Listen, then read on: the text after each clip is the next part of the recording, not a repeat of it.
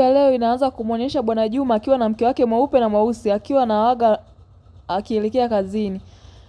Basi mwanaume aliondoka. Baada ya muda mfupi wanawake zake walianza kusikia uchungu na kuwaishwa hospitali.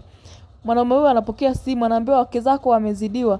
Basi alikimbia mbio mbio mpaka hospitali. Kufika kula akakuta wanawake zake wote wamefariki. Basi aliachiwa watoto. Mwanaume huyo alichukua maamuzi magumu na kuamua kuwatupa wale watoto na kuoa mwanamke mwingine. Watoto wale walianza kuzurura mitaani wakiwa na njaa, huku wenyewe wana sehemu ya kulala nzuri. Watoto wale walikuwa hawana sehemu ya kulala. Waona walivyokuwa wanalala majalalani. Kwa kweli inahuzunisha. Wenyewe huko wanakula vizuri, wale watoto wakiwa wanaokota mikate ya mitaani na kula chakula kichafu. Mwanaume wao anamuaga mke wake, bye, nenda kazini. Huyu naye anazidiwa.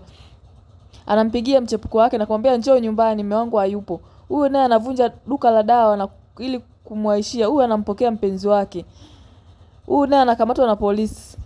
Je, itakuwaje? Huyu hali yake itaendeleaje? Na huyu vipi atakamatwa? Usikose sehemu inayofuata.